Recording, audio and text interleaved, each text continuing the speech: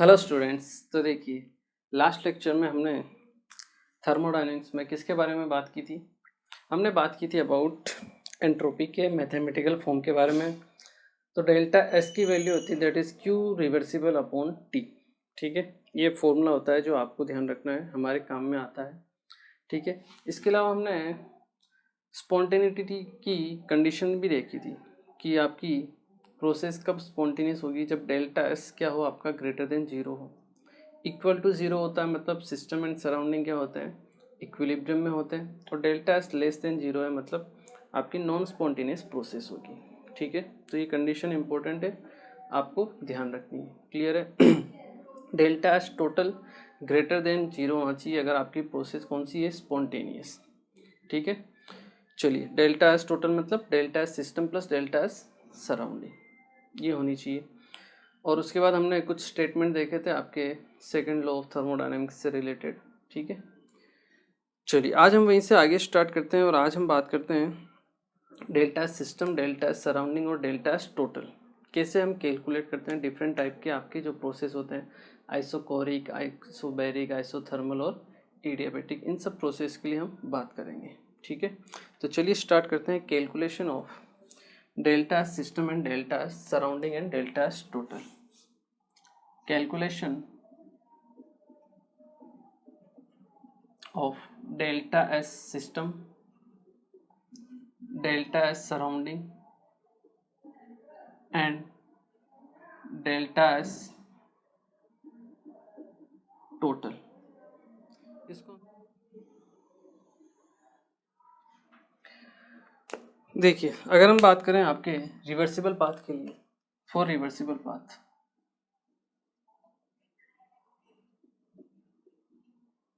या reversible process, देखिए reversible process अगर आपके पास आ जाए तो बहुत ही बढ़िया है, क्योंकि रिवर्सिबल प्रोसेस के लिए डेल्टा एस जो होता है टोटल, कल ही हमने पढ़ा क्या होता है, ज़ीरो। एक तो भाई पहले ही ज़ीरो हो गया, अभी दो की वैल्यू फाइंड आउट करनी है। अगर डेल्टा एस टोटल जीरो है इसका मतलब delta S system plus delta S surrounding की वैल्यू क्या होगी, ज़ीरो होगी। और डेल्टा एस सिस्टम को हम क्या लिख सकते हैं, minus of delta S surrounding. अब दोनों में से एक की वैल्यू आपको फाइंड आउट करनी है, या तो सराउंडिंग की फाइंड आउट कर लो या सिस्टम की फाइंड आउट कर लो। एक की वैल्यू फाइंड आउट कर ली, मान लो आपने डेल्टा एस सराउंडिंग की वैल्यू फाइंड आउट कर ली, तो माइनस साइन लगा दो, वही किसकी वैल्यू हो जाएगी, आपकी डेल्टा एस सिस्टम की। तो रिवर्सिबल प्रोसेस के लिए तो बहुत ईजी है ये। ठीक है, delta S system, delta S surrounding और डेल्टा एस टोटल की वैल्यू फाइंड आउट करना। बात करते हैं हम किसके बारे में, अबाउट इरिवर्सिबल प्रोसेस के लिए। ठीक है, तो देखिए अगर हम बात करें इरिवर्सिबल प्रोसेस के लिए, फॉर इरिवर्सिबल प्रोसेस,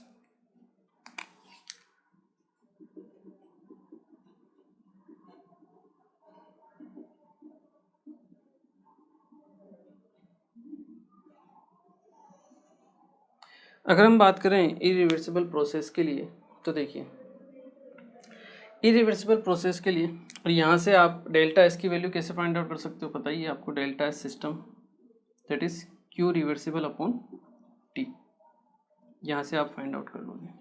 ठीक है, चलिए फॉर इरिवर्सिबल प्रोसेस के लिए अगर हम बात करें, तो देखिए इरिवर्सिबल प्रोसेस के लिए अगर हम बात करेंगे तो आपको डेल्टा एस सिस्टम भी फाइंड आउट करना पड़ेगा और डेल्टा एस सराउंडिंग दोनों फाइंड आउट करने पड़ेंगे। ठीक है, डेल्टा एस, मान लो आपका सिस्टम है प्रोसेस ए से बी, ठीक है, इरिवर्सिबल पाथ से हो रहा है। ठीक है, इसके लिए जो हीट एक्सचेंज होगा दैट इज क्यू इरिवर्सिबल। ठीक है, अगर हम डेल्टा एस इरिवर्सिबल या डेल्टा एस सिस्टम निकालें,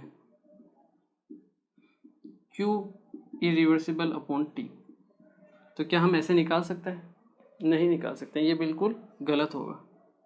मैंने आपको पहले ही बताया था, इरिवर्सिबल प्रोसेस के लिए आप इस तरीके से वैल्यू को फाइंड आउट नहीं कर सकते हो। ठीक है, आप क्या करोगे, एक इमेजिनरी पाथ बनाओगे। ठीक है, आप इस तरह से वैल्यू सोल्व नहीं कर सकते, आप क्या करोगे, एक इमेजिनरी पाथ बनाओगे और उसके लिए क्या निकालोगे, एंट्रोपी में चेंज निकालोगे, ठीक है, क्योंकि एंट्रोपी क्या है, आपका स्टेट फंक्शन है, पाथ के ऊपर डिपेंड नहीं करता है, ठीक है, इसलिए आप डायरेक्ट एंट्रोपी में change delta S A B की वैल्यू फाइंड आउट कर सकते हो। यहाँ से आप एक इमेजिनरी पाथ बनाओगे और उसके लिए हीट एक्सचेंज निकालोगे, ये आपका रिवर्सिबली इमेजिनरी पाथ होगा, ठीक है, इसके लिए heat exchange Q reversible imaginary होगा, ठीक है, और यहाँ से आप निकालोगे डेल्टा एस सिस्टम, जिसकी वैल्यू क्या होगी, डेल्टा एस सिस्टम में delta S A B that is Q reversible imaginary path divide by T temperature. इस तरीके से आप क्या निकालोगे, डेल्टा एस सिस्टम की वैल्यू फाइंड आउट करोगे। क्लियर है? चलिए अब हमें निकालना है किसकी वैल्यू, डेल्टा एस सराउंडिंग की। ये सब देखो क्वेश्चन के साथ साथ आपको अपने आप समझ में आ जाएंगे, ठीक है ना, टेंशन लेने की बात नहीं है। अभी आप धीरे धीरे आगे बढ़ते रहो, बस रुको मत कि समझ में नहीं आ रहा है, समझ में नहीं आ रहा है। जो डेली का पढ़ाया जा रहा है उसको पढ़ते रहो, समझते रहो, आगे बढ़ते रहो। जैसे ही हम अभी न्यूमेरिकल करेंगे अपने आप आपको समझ में आ जाएगा, ठीक है ना। तो ये है आपका सिस्टम, ठीक है, और बाहर क्या है, आपका सराउंडिंग है, ठीक है, और ये है आपका सिस्टम। तो देखिए अब हमें निकालना है डेल्टा एस सराउंडिंग, ठीक है। तो डेल्टा एस सराउंडिंग के लिए हमें फिर से हीट निकालनी पड़ेगी और टेम्परेचर सराउंडिंग का निकालना पड़ेगा, ठीक है। तो देखिए अगर हमें निकालना है डेल्टा एस सराउंडिंग, तो देखिए डेल्टा एस सराउंडिंग हम कैसे निकालेंगे। यहाँ अगर हम देखें तो देखिए Q इरिवर्सिबल है सिस्टम के लिए, सिस्टम ने कुछ हीट दी तो सराउंडिंग ने वो हीट ली, ठीक है। जस्ट अपोजिट होता है, सिस्टम ने दी सराउंडिंग ने ली, मतलब ये Q की वैल्यू अगर हम देखें सिस्टम के लिए मान लो +50 है, सिस्टम ने दी, तो सराउंडिंग के लिए Q की वैल्यू क्या हो जाएगी, -50, क्योंकि उसने -50 ली, ठीक है। पहली बात तो ये मतलब अपोजिट रिलेशन होगा, माइनस साइन आएगा आपके पास। दूसरी चीज़, सिस्टम ने इरिवर्सिबल तरीके से आपकी क्या की, हीट को सप्लाई किया। क्यों इरिवर्सिबल है, मतलब इरिवर्सिबल तरीके से सराउंडिंग में हीट सप्लाई की, लेकिन क्या सराउंडिंग ने इरिवर्सिबल तरीके से उसको हीट को लिया, वो चीज़ें जो आपको ध्यान रखनी है यहाँ पे। देखिए इरिवर्सिबल प्रोसेस का मतलब क्या होता है, वो प्रोसेस जो फास्ट हो जाता है, तुरंत हो जाता है। मतलब सिस्टम ने 1 सेकंड में मान लीजिए 1000 जूल एनर्जी क्या कर दी, सराउंडिंग में फेंक दी। तो अब सराउंडिंग का काम क्या है कि क्या वो 1000 जूल को एक साथ एक ही सेकंड में एब्जॉर्व कर ले या धीरे धीरे करके एब्जॉर्व करें। तो सराउंडिंग जो होता है, चाहे आप धीरे धीरे एनर्जी सप्लाई करो या फिर एकदम फास्ट तरीके से सिस्टम एनर्जी को सप्लाई करे, सराउंडिंग जो होता है हमेशा एनर्जी को धीरे धीरे ही लेता है, मतलब रिवर्सिबल तरीके से। वो प्रोसेस जो धीरे धीरे होता है, स्लो होता है, उसे हम क्या बोलते हैं, रिवर्सिबल प्रोसेस। तो सराउंडिंग हमेशा क्या करता है, रिवर्सिबल तरीके से क्या करता है, हीट को या एनर्जी को लेता है, ठीक है। आपका सिस्टम भले रिवर्सिबल तरीके से हीट सप्लाई करे या फिर इरिवर्सिबल तरीके से हीट को सप्लाई करे, लेकिन सराउंडिंग हमेशा रिवर्सिबल तरीके से ही क्या लेगा, हीट को लेगा, ठीक है। ये चीज़ें ध्यान रखनी है आपको। सराउंडिंग ऑलवेज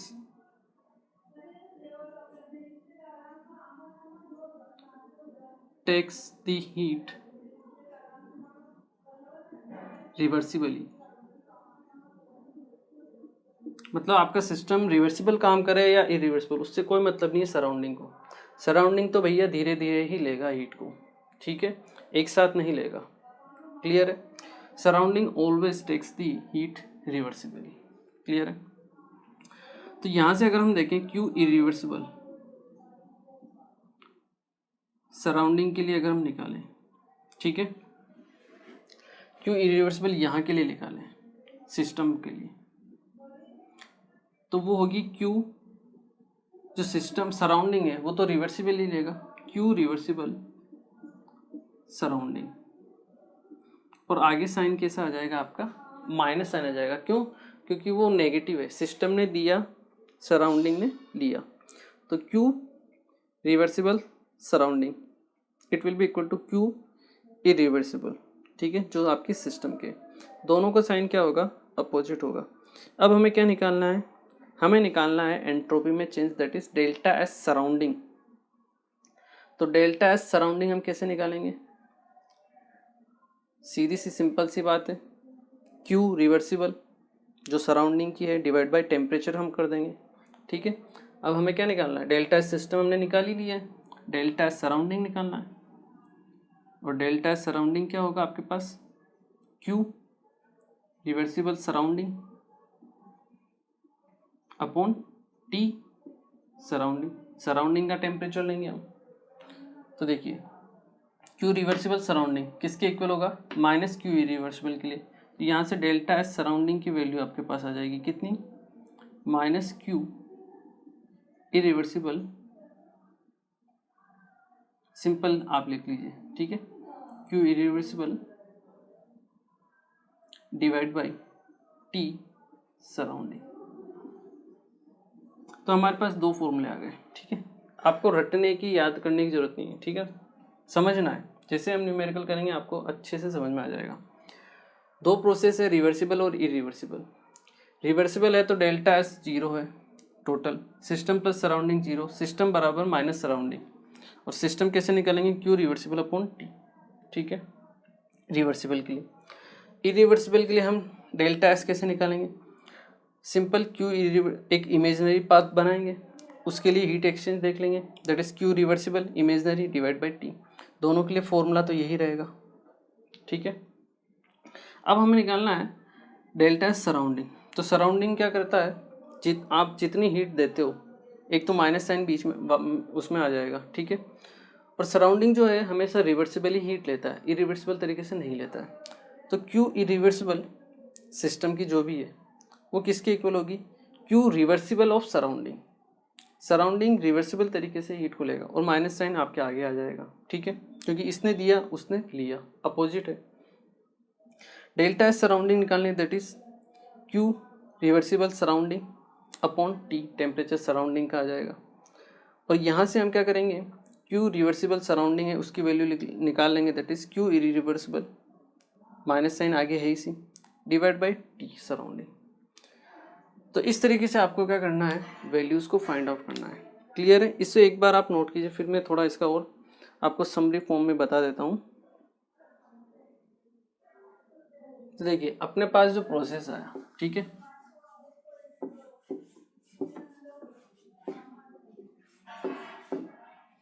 अपने पास जो प्रोसेस आया उसमें दो प्रोसेस हो गए आपके पास, एक तो हो गया रिवर्सिबल, एक हो गया इरिवर्सिबल, ठीक है। रिवर्सिबल के लिए डेल्टा एस टोटल कितना है, जीरो है। डेल्टा एस सिस्टम किसके बराबर है, माइनस डेल्टा एस सराउंडिंग के बराबर है। और डेल्टा एस सिस्टम हम कैसे निकालेंगे, Q रिवर्सिबल अपॉन T से निकालेंगे, ठीक है। ये सिंपल सी कहानी है रिवर्सिबल के लिए। इरिवर्सिबल के लिए क्या होगा, डेल्टा एस सिस्टम हम निकालेंगे, सिंपल फॉर्मूला वही रहेगा, Q रिवर्सिबल अपॉन T। अब ये जो Q रिवर्सिबल है वो किसके लिए किसके लिए, ये जो इमेजिनरी पाथ हम बनाएंगे वो वाला Q रिवर्सिबल यहाँ से काम में लेंगे, Q रिवर्सिबल इमेजिनरी पाथ वाला डिवाइड बाई T। यहाँ से आपके पास डेल्टा एस सिस्टम आ गया। और डेल्टा एस सराउंडिंग क्या आ जाएगा, माइनस साइन आएगा आगे साथ में, Q रिवर्सिबल की जगह आ जाएगा Q irreversible upon T surrounding.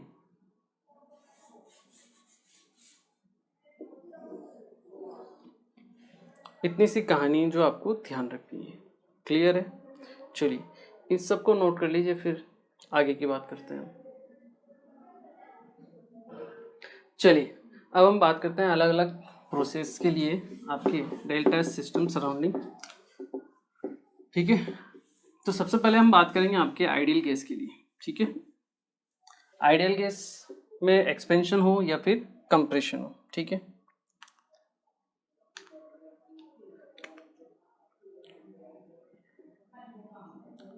For expansion and compression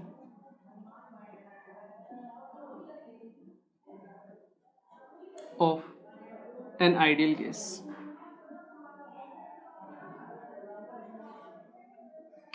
तो आइडियल गैस में एक्सपेंशन हो या कंप्रेशन हो, ठीक है। तो ये सभी के लिए हम काम में लेंगे। अभी हम जनरल फॉर्म में बात करते हैं आइडियल गैस के लिए, उसके बाद हम आइसोबैरिक, आइसोकोरिक, आइसोथर्मल, एडियाबेटिक में इस चीज़ को अप्लाई करेंगे, ठीक है ना। तो देखिए आपकी अगर हम बात करें आइडियल गैस के लिए, तो हम सिस्टम ए से जा रहे हैं बी में, ठीक है। यहाँ पर प्रेशर है आपका P1, वॉल्यूम है V1, टेम्परेचर है T1, ठीक है। बी पर आपका प्रेशर P2, वॉल्यूम है V2 और टेम्परेचर है आपका T2, ठीक है। अगर हम देखें change in enthalpy that is DS, क्या होगा, DQ रिवर्सिबल अपॉन T,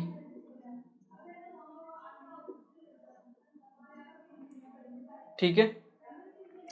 यहां हम यूज करते हैं first law of thermodynamics from first law of thermodynamics. अगर हम बात करें फर्स्ट लॉ ऑफ थर्मोडायनेमिक्स हमें क्या कहता है कि DU equal to DQ plus DW के बराबर होता है, ठीक है। DQ की वैल्यू हम पुट करते हैं यहाँ से, ठीक है। अगर हम DQ की वैल्यू देखें, DQ इक्वल टू क्या होगा आपके पास, DU minus DW, DQ equal to DU minus DW। DQ equal to DU की वैल्यू अगर हम देखें तो N CV DT, यही वैल्यू होती है, माइनस DW की वैल्यू होती है माइनस P DV, ठीक है। माइनस माइनस से प्लस हो जाएगा, तो DQ की वैल्यू आ जाएगी आपके पास N CV DT plus P DV, ठीक है। DS क्या है, DQ रिवर्सिबल अपॉन T, ये आपका DQ रिवर्सिबल ही है, ठीक है ना। तो आपके पास DS की वैल्यू हो जाएगी N CV DT upon T plus P DV upon T, ठीक है। हमने T से डिवाइड कर दिया दोनों को। चलिए इस P को मैं लिखता हूँ PV इक्वल टू NRT से P equal to NRT upon V, ठीक है। इस T से ये T कैंसिल हो जाएगा। DS की जो वैल्यू आएगी that is NCV DT by T plus NR upon V DV, clear है। इस T से ये T कैंसिल, नीचे वाला NR अपॉन V आ गया डॉट DV। चलिए ये तो है स्मॉल चेंज। अब अगर हम देखें आपके ओवरऑल चेंज के लिए, इंटीग्रेशन करेंगे हम, integration DS equal to integration of NCV DT by T plus integration of NR upon V into DV, ठीक है। लिमिट S1 से S2, इसकी लिमिट T1 से T2 और इसकी लिमिट हो गई V1 से V2। स्टेट फंक्शन है, क्या आएगा आपके पास, डेल्टा S आएगा। It will be equal to NCV, ideal gas के लिए कांस्टेंट होता है, बाहर निकाल लिया हमने NCV। 1 अपॉन T का इंटीग्रेशन होता है ln T, लिमिट रहेंगे तो ln T2 minus T1 ln T1 होगा, तो लॉग की प्रॉपर्टी यूज करेंगे तो ln T2 divide by T1, ठीक है, प्लस NR 1 अपॉन V का इंटीग्रेशन फिर से ln V, लिमिट रखेंगे तो ln V2 divide by V1 हो गया। यहाँ हम लिख रहे हैं डेल्टा एस। डेल्टा एस क्या है, ये डेल्टा एस है सिस्टम, और डेल्टा एस सिस्टम यहाँ पे क्या है, आइडियल गैस के लिए हम बात कर रहे हैं तो डेल्टा एस गैस। तो हमारे पास डेल्टा एस गैस के लिए एक फॉर्मूला आ गया है या सिस्टम के लिए, that is NCV ln T2 by T1 plus NR ln V2 by V1। यहाँ पे CV है इसलिए यहाँ पर आपका वॉल्यूम है V, ठीक है। कभी कभी वॉल्यूम ना रखे वो प्रेशर भी दे देता है, ठीक है, कोई दिक्कत नहीं है। अब हमें पता है यहाँ से अगर हम आइडियल गैस को यूज़ करें तो P1 into V1 upon P2 into V2 को हम क्या लिख सकते हैं, T1 अपॉन T2 लिख सकते हैं, PV इक्वल टू nRT से। ठीक है, तो यहाँ से हम V2 बाई V1 की वैल्यू निकाल लेते हैं। V2 बाई V1 की अगर हम वैल्यू निकालें तो V2 इस तरफ आएगा, V1 इस तरफ आएगा, तो ये वैल्यू हो जाएगी P1 by P2 into T2 by T1। Clear है? इस वैल्यू को अगर मैं यहाँ पुट करता हूँ, क्लियर है? देखते रहिए, बस मैथमेटिकल फॉर्म में, ये कोई याद रखने की ज़रूरत नहीं है आपको। एक ये फॉर्मूला ध्यान रखना है, एक और प्रेशर की टर्म्स में फॉर्मूला आएगा, वो ध्यान रखना है। तो delta S gas NCV ln T2 by T1 plus NR ln V2 by V1 की जगह लिखेंगे हम P1 by P2 into T2 by T1। तो लॉग की प्रॉपर्टी लिखेंगे, यूज़ करेंगे, A into B equal to log A plus log B। तो NR ln P1 by P2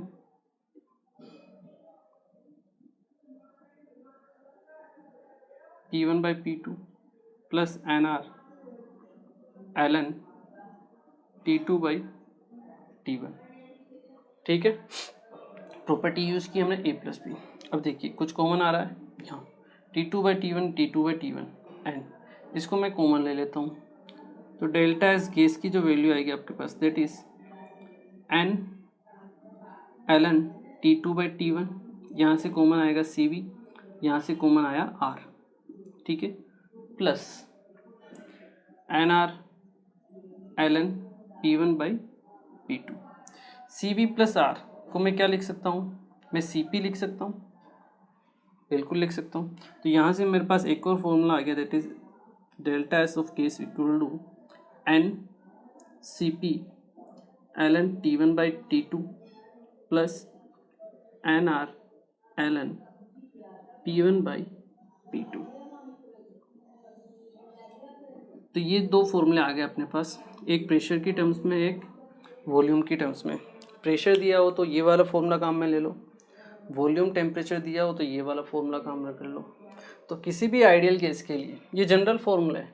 अभी हम एडियाबेटिक, आइसोथर्मल, आइसोबैरिक, उन सब के लिए इन्हीं दो फॉर्मूला को यूज़ में लेंगे, ठीक है। और इसी से हम एस गैस की वैल्यू या एस सिस्टम की वैल्यू फाइंड आउट करेंगे, डेल्टा एस की वैल्यू।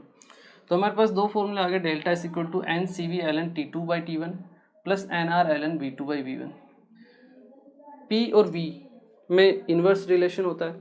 अगर यहाँ V2 बाई V1 है तो प्रेशर में क्या हो जाएगा, P1 बाई P2, और CV की जगह यहाँ क्या हो जाएगा, CP। सिंपल, NCP ln, यहाँ T2 बाई T1 है, सॉरी इसको करेक्ट कर दीजिएगा, ln T2 बाई T1 है, ठीक है, सेम है, वो चेंज नहीं होगा। तो NCP ln T2 by T1 plus NR ln P1 by P2, यहाँ पे उल्टा हो जाएगा। बाकी दोनों फॉर्मूले हैं जो आपको ध्यान रखना है, क्लियर है? चलिए, बाकी कुछ भी ध्यान रखने की ज़रूरत नहीं है, दो फॉर्मूले इंपॉर्टेंट है, वो आपको अपने आप क्वेश्चन करेंगे हम तो याद हो ही जाएंगे। इसे एक बार आप नोट कर लीजिए। चलिए देखिए, हमारे पास दो फॉर्मूले आ गए अब।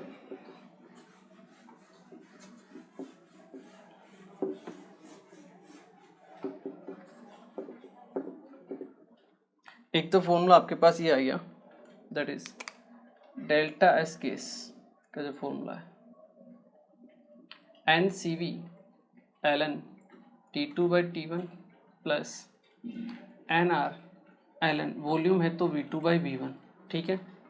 या फिर एक और फॉर्मूला देख लीजिए, डेल्टा एस गैस NCV की जगह आपके पास हो गया CP ln T2 by T1 plus NR ln, अगर यहाँ P है तो यहाँ पे भी प्रेशर वाली टर्म्स आ जाएगी आपके काम में, ठीक है, और उल्टा हो जाएगा P1 बाई P2।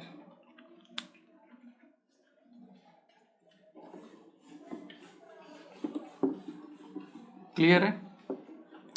तो ये दो फॉर्मूले हैं जो आपको क्या करना है, ध्यान रखना है, ठीक है।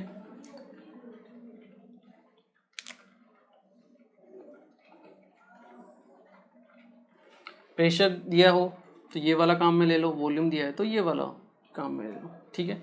ये आपके रिवर्सिबल और इरिवर्सिबल दोनों प्रोसेस के लिए एप्लीकेबल होता है, ठीक है, ध्यान रखना। Applicable for both reversible and irreversible process. Reversible process हो या इरिवर्सिबल प्रोसेस हो, दोनों के लिए फॉर्मूला आपका सेम है डेल्टा एस सिस्टम के लिए। क्लियर है, आपका आंसर सेम ही आएगा दोनों प्रोसेस के लिए, ये चीज़ ध्यान रखनी है। अब मान लो आपका प्रोसेस है आइसोबैरिक प्रोसेस। आइसोबैरिक प्रोसेस में होता क्या है, P1 बराबर P2, प्रेशर सेम होता है। तो जैसे P1 बराबर P2 अगर मैं यहाँ लिखता हूँ ln1 की वैल्यू होती है 0, मतलब ये टर्म हो गया 0, तो मेरे पास डेल्टा एस की जो वैल्यू आ गई, यहाँ सिंपल डेल्टा एस लिखा है, इसका मतलब डेल्टा एस सिस्टम होता है वो, ठीक है। गैस है तो डेल्टा एस गैस आ जाएगा, की वैल्यू क्या हो जाएगी N C P ln T2 by T1। Isobaric की जगह मान लीजिए आपका आइसोकोरिक प्रोसेस है। आइसोकोरिक प्रोसेस में क्या होता है, वॉल्यूम कांस्टेंट होता है, मतलब V1 बराबर क्या होता है V2, ये वैल्यू 0 हो जाएगी इस बार, तो आपके पास डेल्टा एस की वैल्यू आ जाएगी N C V ln T2 by T1। Isothermal है तो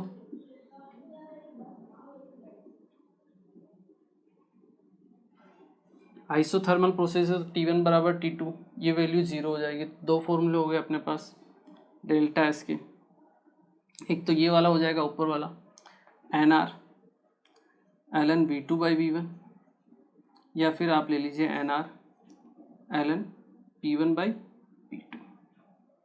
क्लियर है।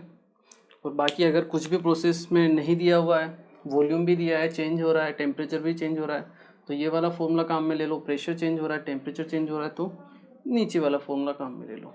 क्लियर है। तो फॉर्मूले आपके ये दो ही हैं जो आपको ध्यान रखना है, और इसी से हम क्या करेंगे, अपने क्वेश्चंस को सॉल्व भी करेंगे। क्लियर है। चलिए इसे एक बार आप नोट कीजिए। चलिए अब हम क्या करते हैं, सिंगल प्रोसेस लेते हैं और उसके लिए डेल्टा सिस्टम, डेल्टा सराउंडिंग और डेल्टा टोटल की वैल्यू फाइंड आउट करते हैं, ठीक है। चलिए फर्स्ट प्रोसेस हम लेते हैं, दैट इज आपकी आइसोकोरिक प्रोसेस।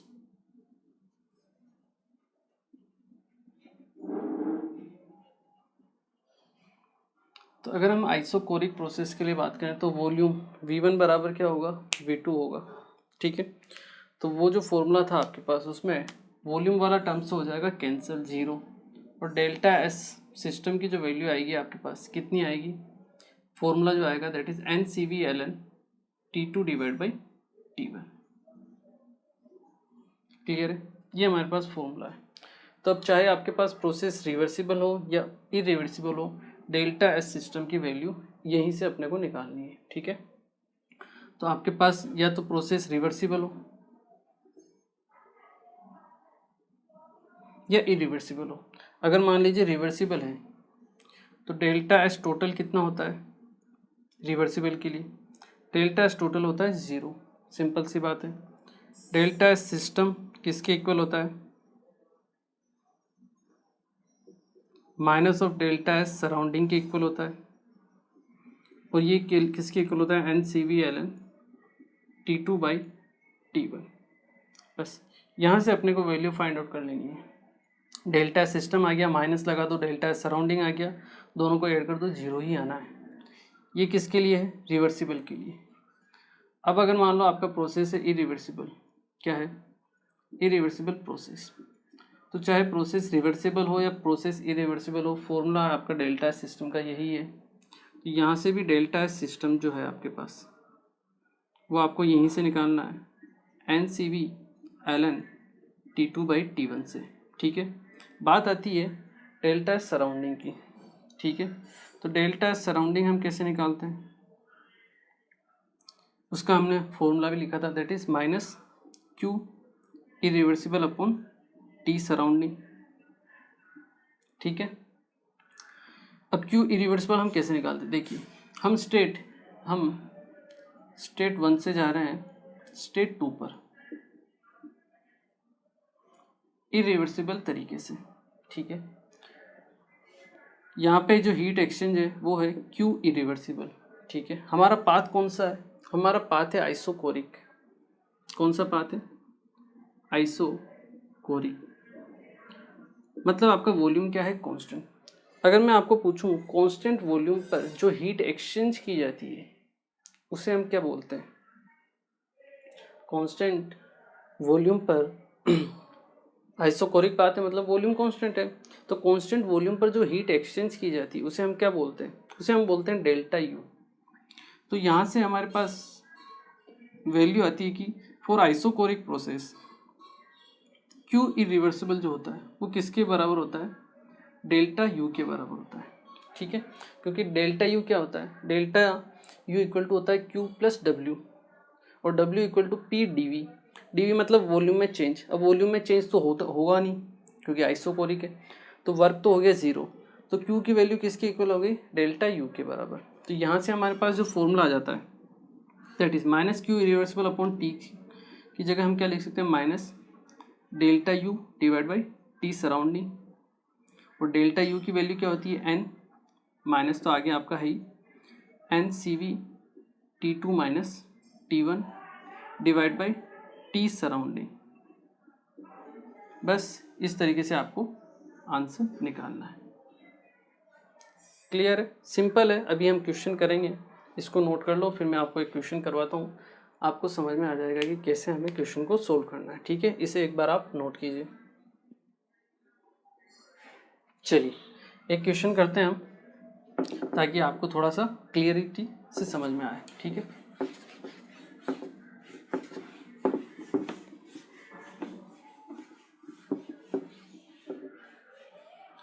देखिए क्वेश्चन क्या कर रहा है,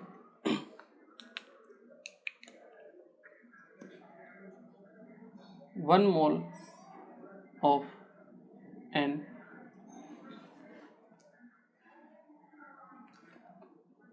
ideal monoatomic gas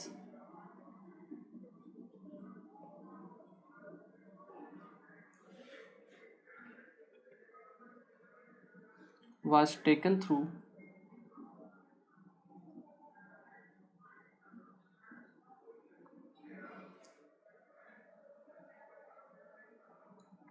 isocoric heating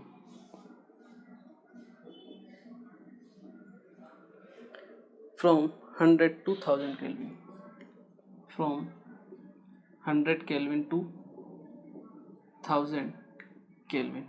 ठीक है, कैलकुलेट, आपको कैलकुलेट करना है, calculate delta S system, delta S surrounding and delta S total. ठीक है, तीनों आपको कैलकुलेट करना है। When the process is carried out reversibly, first when the process is carried out reversibly, और सेकेंड है when the process is carried out irreversibly। एक बार आपने प्रोसेस को रिवर्सिबल तरीके से लिया और एक बार इरिवर्सिबल तरीके से लिया। डेल्टा सिस्टम, सराउंडिंग और टोटल आपको निकालना है। ठीक है, आप चाहो तो वीडियो को पॉज करके ट्राई भी कर सकते हो। ठीक है ना, उसके बाद मैं सोल्व करूँगा तो आपको गलतियों का पता चलेगा कि आपने कहाँ गलती की है, तो आप नेक्स्ट टाइम नेक्स्ट क्वेश्चन में थोड़ा सा अच्छा करोगे। ठीक है ना, तो देखिए क्वेश्चन हम सोल्व करते हैं। फर्स्ट हम बात करते हैं किसके लिए, फॉर रिवर्सिबल।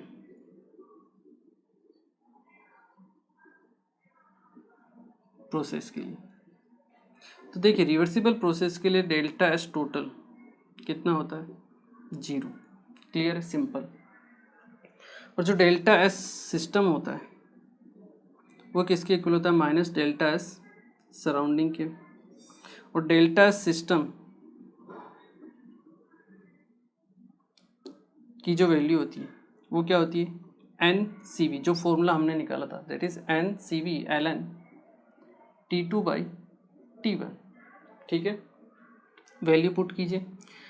एन की वैल्यू 1 है, 1 मोल लिया है। मोनो एटॉमिक गैस के लिए सी वी की वैल्यू होती है 3R/2। मान लीजिए आपको आर की वैल्यू कैलोरी में लेनी है, ठीक है, तो आर की वैल्यू 2 हो जाएगी। एल एन टी टू कितना दिया हुआ है? 100 to 1000 है, तो 1000 डिवाइड बाई 100। ठीक है, तो देखिए 3/2 इंटू आर की वैल्यू हमने 2 पुट की इंटू एल एन 10 बचेगा यहाँ पर, और एल एन 10 की वैल्यू होगी 2.3। 2 से 2 कैंसिल, यहाँ पे वैल्यू आ जाएगी 6.9 calorie kelvin inverse mole inverse. ये क्या आ चुका है आपके पास? Delta S system. ठीक है, और डेल्टा एस सराउंडिंग क्या हो जाएगा? माइनस लगा दीजिए, सिंपल सी बात है। Delta S surrounding equal to minus 6.9 calorie kelvin inverse mole inverse. ठीक है, सिंपल सा क्वेश्चन। ये क्वेश्चन लगते हैं थोड़े टफ, बट अगर आप थोड़ा सा देखोगे तो बिल्कुल इजी होते हैं। ठीक है, ये है रिवर्सिबल के लिए, इसे नोट कीजिए। फिर हम बात करते हैं आपके इरिवर्सिबल पाथ के लिए। ठीक है, चलिए इरिवर्सिबल पाथ के लिए हम बात करते हैं।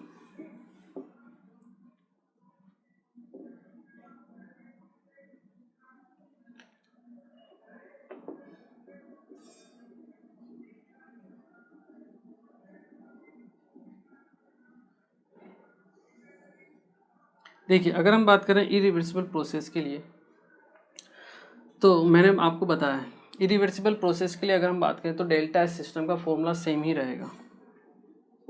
डेल्टा एस सिस्टम का फॉर्मूला सेम रहेगा, that is N C V L N T2/T1। ठीक है, जिसकी वैल्यू अभी हमने निकाली थी, that is 6.9 calorie kelvin inverse mole inverse. ये तो सेम रहेगी। ठीक है, डेल्टा एस सराउंडिंग अपने को निकालना है, पहली बात। दूसरी बात, इरिवर्सिबल प्रोसेस के लिए डेल्टा एस टोटल जो होता है वो हमेशा ग्रेटर देन 0 होता है। ये चीज़ भी आपको ध्यान रखनी है क्वेश्चन को सॉल्व करते टाइम की सिस्टम ऑफ सराउंडिंग को जब आप ऐड करते हो तो उसकी वैल्यू 0 से बड़ी होनी चाहिए। ठीक है ना, इरिवर्सिबल प्रोसेस के लिए स्पॉन्टेनियस प्रोसेस होता है ये। ठीक है, तो देखिए डेल्टा एस सराउंडिंग की अगर हम बात करें, that is -Q irreversible upon T। और आइसोकोरिक पाथ है आपका। ठीक है, दिया हुआ है क्वेश्चन में आइसोकोरिक है, इसके लिए जो वैल्यू होती है दैट इज -Q इरिवर्सिबल को हम क्या लिख सकते हैं? -Delta U divide by T। ये है आपका सराउंडिंग। ठीक है ना, इसकी वैल्यू होगी -NCV T2 - T1 divide by T surrounding. Clear है, चलिए वैल्यू पुट करते हैं हम। तो देखिए -1 इंटू 3R/2 इंटू T2 कितना है? 1000 - 100 कितना हो जाएगा आपके पास? 900। 1000 - 100 divide by T surrounding. Surrounding temperature कितना है आपका? 1000 केल्विन है, इंटू 1000 कर दीजिए आप। ठीक है,